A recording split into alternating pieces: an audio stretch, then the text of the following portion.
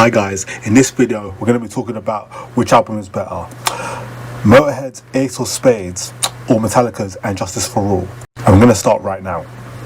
So, And Justice for All is the first studio album by Metallica and was released on September 7th, 1988. Unfortunately though, the bass sound on And Justice for All is virtually non-existent. I don't know how Metallica managed to F up the sound like that, but production isn't everything. Even people who think Master of Puppets is Metallica's last good album, the opener on Blackened is a masterpiece. And it starts off with lead guitars played backwards before a mighty riff comes into display. Hetfield's vocals are more brutal than ever, and the song is one of their most peed off songs ever. The chorus and verses are excellent, and the slow middle section features some excellent riffage from Hetfield screaming advanced English words over it. The solo, preluded by nice twin leads, is one of Metallica's bests. It's quite lengthy and it goes on over 3 different rhythm sections, and technically advanced as well. Probably the best Metallica opener there is. It's a close call between this and Battery. The title track clocking in at 9 minutes 46 seconds. It's actually only the second longest song. It starts off with a beautiful acoustic guitars before the tum tum tum tum section starts. This is one of Lars's coolest moments. Again, there are some damn heavy twin leads, executed with brilliant feeling. Hetfield finally begins to sing after some 2 minutes, as with most of the material on this album. The lyrics deal with social issues like government, greed and hypocrisy. Some people may feel the song is too long, but I wouldn't care even if it lasted twice as long. It's that good. The Hammett lead again is great, playing over some very nice Hetfield riffs. There are so many different riffs in each song, it's scary. On it goes, with different tempos, riffs changes, small solos and twin leads, making it a very complex song. The end section is brilliant, where the twin leads again is played, finishing the song with style. The Short Straw is a fast song, very aggressive and headbanging inducing. It also features a wicked riff which sounds cool.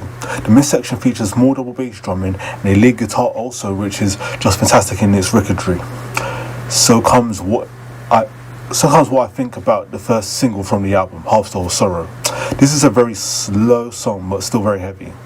Lars's drumming in the intro is just weird, while the main riff is so cool and actually filled, you just want to slowly headbang. Drink up, shoot in, let the beatings begin. Classic line from number 104 from this album. From the other classic lines, look in the booklet. Now for the weakest track of them all, the excellent Frayed Ends of Sanity. It's not often that I use weak and excellent about a song in the same sentence, but it's true. It's not perfect, but somehow still great. The track is quite fast blowing with just small doses of tempo changes, and the Hammett lead is excellent. The next to last track is To Live Is To Die. The title and the small poem in the middle of the instrumental is based upon things Cliff Burton said while he was still alive. It begins with an acoustic intro which eventually fades out, giving way to a badass riff and slow rhythm, which was this numbing, sad feel.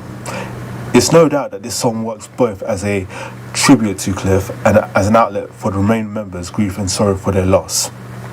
There are many different leads throughout, and each in its own way.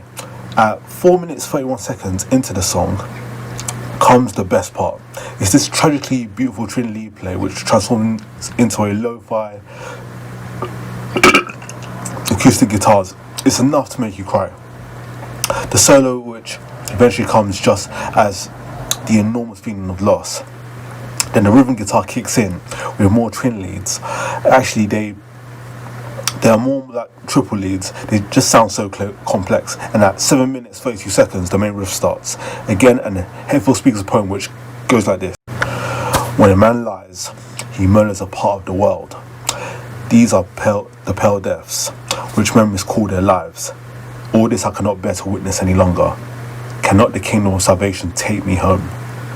Whether Cliff wrote that or Hetfield added to what Cliff had once said, I don't know, but it's powerful stuff. The song goes on for another couple of minutes.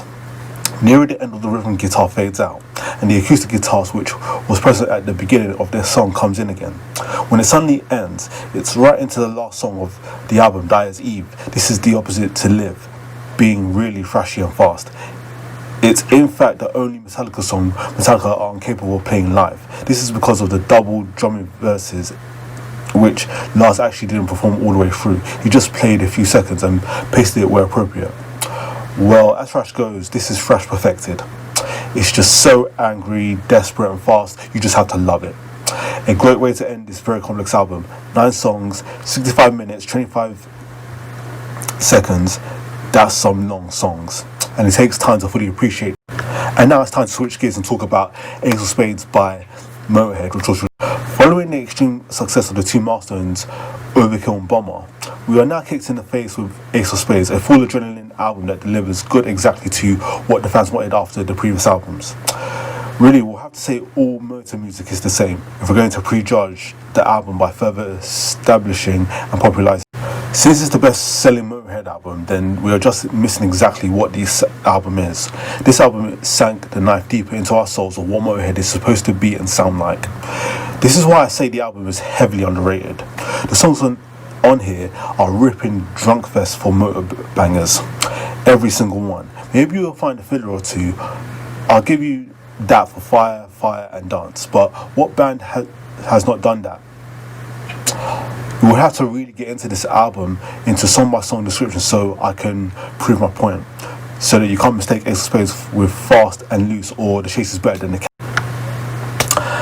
Now for the title track, Ace of Spades, this is a wild as F intro into a great album, particularly the title track.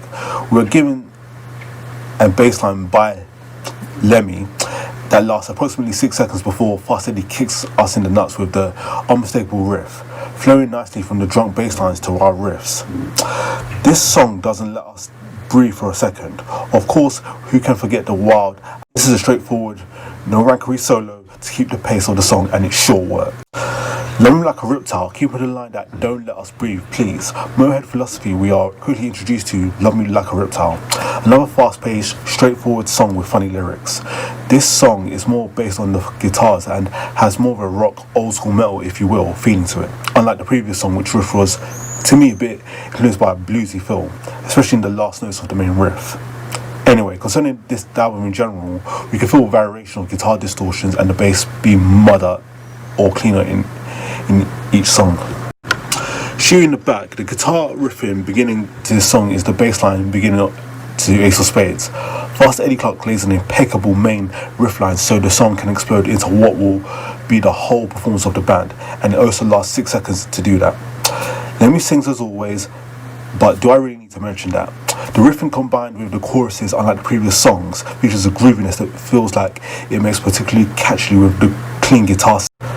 Live to Win. Now this song again makes it starts things off with a bass intro. Similar formula that utilised Ace of Spades. Yes, the same? No. This song is kind of a mixture between Ace of Spades for the speed and the ominous presence of the bass. Now Shoot You in the Back for the clean guitars, which delivers a cleaner solo, equally wild but less drunkier than Ace of Spades.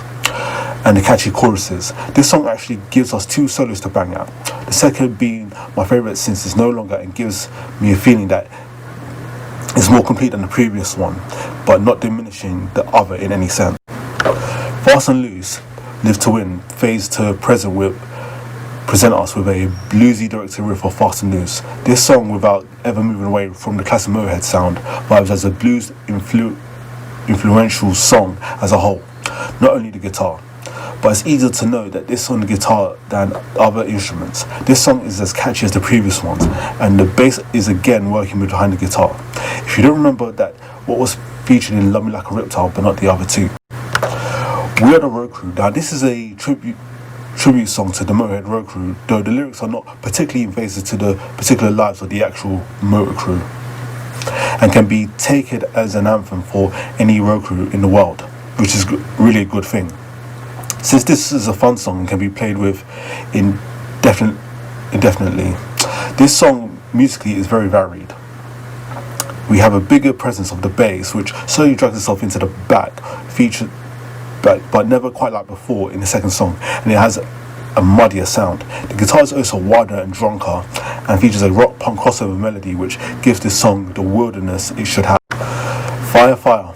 Now this can be considered a filler song since it didn't quite have the reach or the popularity as the other 6 songs had, but nonetheless, it's a great song. Quality over quantity. This song works with the bass hand to hand with the guitar, but the guitar is cleaner and the bass is dirtier and more upfront. We have a particular riff in here that sounds similar to Ace of Spades. The same? Well, nope, not at all. Anyway, as I was saying, the bass gains much more notoriety in the song because the guitar is not laid over it, but Lemmy gives the right place to Fast Eddie so he can deliver us a great, very clean solo lane. I feel this equally as more fun song for the Jailbait. Now this song was pretty much the same formula than Fire, and it's not all that memorable, but it's sure has the Motorhead's landmark on its front. The difference with this song and the previous song is that the bass is less dirtier and less in front of the mix. I can't say much more about this. Guitar riffing and harangues those are the classic Motorhead, particularly the solo for this song is the first presented in the album to lay some note played 5 or 6 times, then continues to down the notes for the rest of the soloing, much like Morbid Angel or Sodom. The second one is more the classic vein of Motorhead. The Fast Eddie Clarke also plays the same notes a couple of times in a row. Dance. Now, I don't need to say this is another fast-paced song from the UK Motor Bangers. The main riff to this song is played faster than the previous. We can also hear the bass in the front with a perfectly clean sound, so is the guitar. So this song is much like Fire in the sense that bass and guitars work almost hand in hand, almost because the bass is wilder here than the guitar. Not as it was featured before, the solos are perfectly delivered and the bass goes into its rightful place so it doesn't disturb the quality of the solos. Bite the Bullet. Now this is the short song on the album. Again, a song written by Lemmy that features funny lyrics. About the music of the song, the intro is delivered by the drums and the guitars, no bass, then it kicks right into our face with the inclusion of the bass, which completely dominates this song and it's a way in front of the mix. Punk influenced by Lemmy's singing pace, this song doesn't give us a rest for its shortness, and I repeat, the bass is right there in front of the row slamming your head even during the duration of the solo. The chase is better than the catch. The previous song doesn't get to end for it's interrupted while slowing down, of course, no production error. But the classic epic song, this is the very dance song because it is the previous song. This one has the sound that Motorhead will define forever in upcoming albums. The bass guitar variates its domination from the song, but the majority of it, you can clearly hear the bass right in front of the mix and the guitar in the back. More distorted than the bass, it can give you that present feeling that the bass doesn't get to that opaque the rest of the musician's performance. The solo is quite muddled and still the bass guitar is present during it. The solo is quite classic epic, which I prefer live because its rawness and obvious existence meant to be played in front of an audience as the majority of Motorhead songs. The Hammer. What a way to close a fast-paced rock metal album than this song. This song is quite unique because of its uber fast pace. This one is one of the fastest songs on the album. The riffing is unstoppable and the guitar is mixed at the same level than the bass guitar. Being the first, again, muddier and distorted than the last, so you can hear both present in almost to fight to the loudest on the mix. Drums aren't left behind in the whole album, always getting the pace of the 2 main instruments delivering is quite excitement and precious speed to the song. This doesn't fail us in the Hammer. The drums are wild and keeps the pace with the wilderness of the song. Well, there you have it. Which album do you think is better? Comment down below.